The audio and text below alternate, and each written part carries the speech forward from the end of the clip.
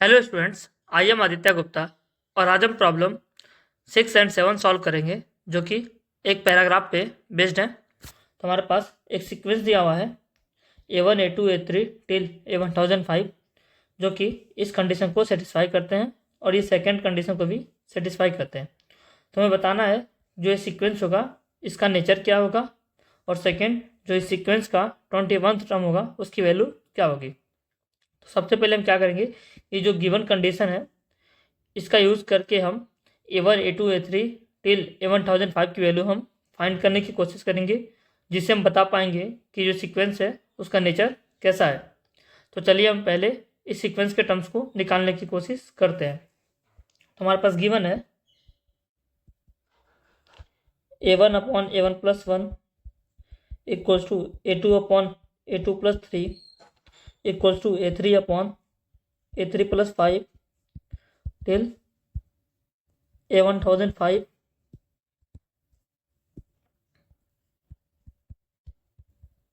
Upon A1005 plus 2009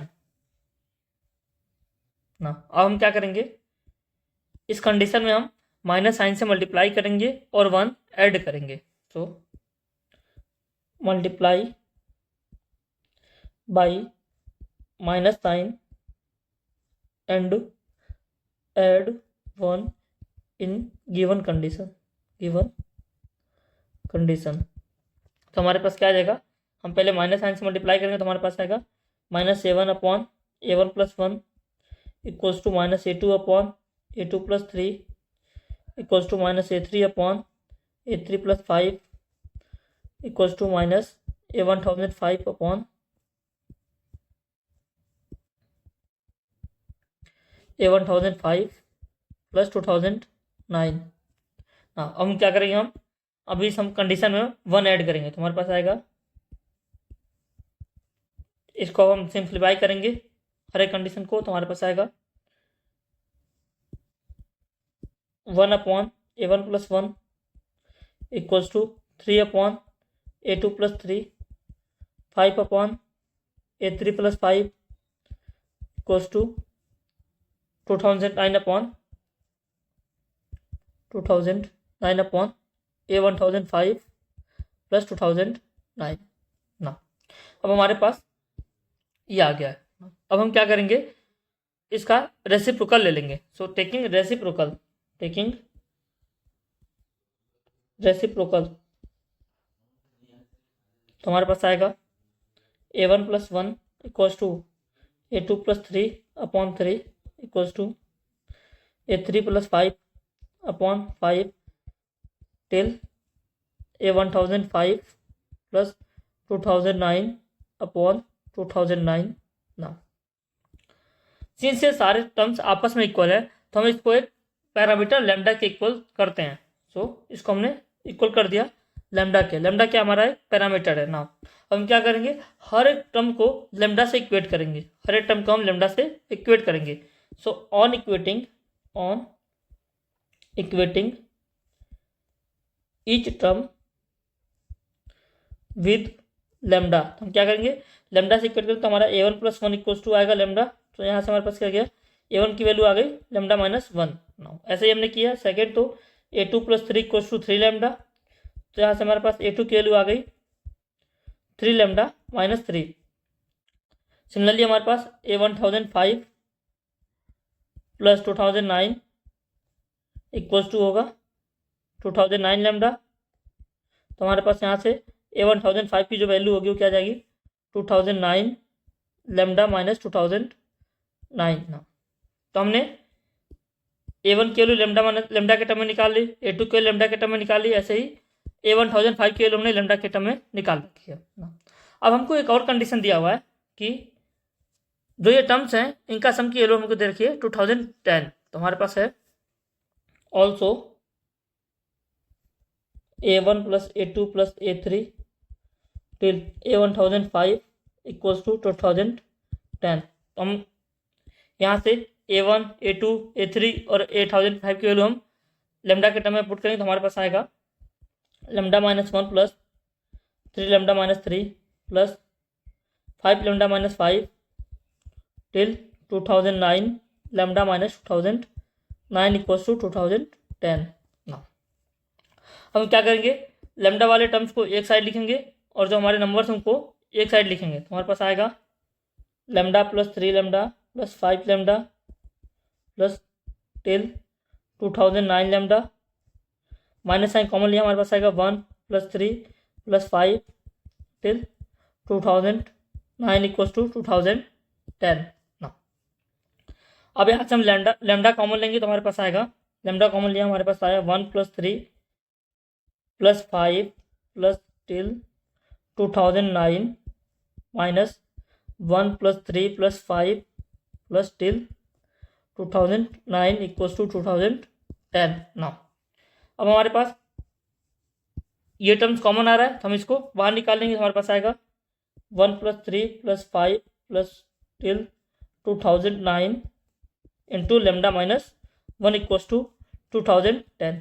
ये क्या दिया हुआ है, ये दिया हुआ हमारे पास sum of odd natural number, sum of odd natural number. तो हमें पता है जो इसकी वैल्यू होती है sum of first n odd natural number is n square. क्या होता है, sum of first odd n natural number की जो वैल्यू होती है वो क्या होती है, एन स्क्वायर होती है। तो हमारे पास यहाँ पे कितने नेचुरल नंबर दिए हुए हैं, हमारे पास यहाँ दिए हुए हैं 1005 ऑड नेचुरल नंबर्स हैं और इनका सम क्या होगा 1005 का स्क्वायर। तो ये हमारे पास हो जाएगा, जो सम होगी उसकी वजह हमारे पास लेमडा माइनस 1 इंटू 1005 का स्क्वायर इक्वल्स टू 2010। ना यहाँ से लेमडा माइनस 1 की वैल्यू आएगी हमारे पास 2010 अपॉन 1005 इंटू 1005। ना अभी ये 1005 से 2010 हमारा कैंसिल होगा 2 टाइम्स। तो हमारे पास यहाँ लेमडा माइनस 1 की वैल्यू आ गई 2 अपॉन 1005। ना सो लेमडा की वैल्यू कितनी आ गई हमारे पास 2 upon 1005 plus 1 equals to 1007 upon 1005। तो हमारे पास लेमडा की वैल्यू आ गई है 1007 अपॉन 1005। ना हमारे पास लेमडा की वैल्यू आ गई है तो हमारे पास यहाँ से A1 की वैल्यू A2 की वैल्यू A1005 की वैल्यू हमारे पास आ जाएगी। सो हमारे पास A1 की वैल्यू आएगी, A1 इक्वल्स होता हमारा लेमडा माइनस 1, तो इसकी वैल्यू हो गई हमारे पास 2 अपॉन 1005। A3 क्या था हमारा 3 लेमडा माइनस 3, तो ये हो गया हमारे पास 3 कॉमन लिया हमने लेमडा माइनस 1, तो ये हो गया हमारे पास 3 A1। ऐसे ही जो यहाँ पे A2 होगा, जो A3 होगा हमारे पास वो क्या होगा 5A5। ऐसे ही A1000 जो 5 होगा वो क्या हो जाएगा हमारे पास 2009 टाइम्स A1, यहाँ पे A1 आएगा। तो हमारे पास जो सीक्वेंस होगा therefore the sequence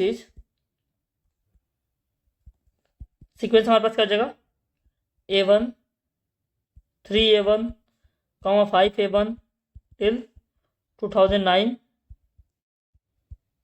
A1। Now अगर इस सीक्वेंस को देखें तो ये सीक्वेंस क्या बन रहा है हमारा, ये सीक्वेंस हमारा ए बी बन रहा है जिसका कॉमन डिफरेंस क्या होगा 2A1 होगा। कॉमन डिफरेंस क्या होगा इसका 2A1। So the given sequence is in the given sequence is in AP with common difference, with common difference कितना है 2A1। कॉमन डिफरेंस क्या है इसका 2A1 है। तो जो प्रॉब्लम 6 है उसका ऑप्शन हमारे पास क्या आ जाएगा कि जो ये सीक्वेंस है इनका नेचर कैसा है AP में है, तो प्रॉब्लम 6 का जो ऑप्शन होगा वो क्या होगा ए ऑप्शन करेक्ट होगा। सो यहाँ पे ऑप्शन ए करेक्ट है। नाउ अब प्रॉब्लम 7 क्या कह रहा है, प्रॉब्लम 7 कह रहा है कि हमको इसमें बताना है कि जो 21th टर्म होगी उसकी वैल्यू क्या होगी। सो A21 की वैल्यू होगी A plus 20D, A1 plus 20D now equals to A1 plus 20 into D की वैल्यू हमारे पास है 2A1, तो कितनी हो गई हमारे पास 41A1। नाउ A1 की वैल्यू हमारे पास दी है 41 इंटू 82/1005, तो ये कितना हो जाए हमारे पास 82/1005। तो जो A21 की वैल्यू आ गई हमारे पास, therefore A21 equal to 82/1005। So A21 की वैल्यू हमारे पास आ गई है 82/1005। तो देखते हैं कौन सा ऑप्शन करेक्ट होगा। 82/1005 ऑप्शन इसमें सी जो है वो करेक्ट है। तो option C is correct, option C is correct. तो हमने यहाँ पे दोनों प्रॉब्लम 6 एंड 7 को सॉल्व कर लिया है। तो एक बार हम समरी देख लेते हैं। हमारे पास क्या दिया था, ये एक सीक्वेंस दे रखा है जो ये दो कंडीशंस को सेटिस्फाई कर रहा है। हमें बताना था जो सीक्वेंस है इसका नेचर कैसा है, और फिर इसका बताना था कि सीक्वेंस होगा उसका 21 टर्म की वैल्यू क्या होगी ना। हमारे पास ये सीक्वेंस गिवन था, हमने क्या किया, इस सीक्वेंस में माइनस साइन से मल्टीप्लाई किया है और 1 ऐड किया है, देन उसको सिंप्लीफाई किया तो हमारे पास ये आया ना। अब हमने क्या किया, इसका रेसिप्रोकल ले लिया, तो हमारे पास रेसिप्रोकल के बाद ये आया है ना। अब हमने क्या कर दिया, इस टर्म को लैम्डा से इक्वेट कर दिया है और यहाँ से हमने हर एक टर्म को लैम्डा के टर्म में निकाल लिया है ना। हमारे पास सेकंड कंडीशन था कि इस सारे टर्म्स की वैल्यू 2010 दी हुई थी, तो हमने क्या कर दिया, यहाँ पे A1 A2 सभी जो टर्म्स है उनकी वैल्यू लैम्डा के टर्म में इक्वेट पुट किया है और यहाँ से हमने लैम्डा की वैल्यू निकाल ली है।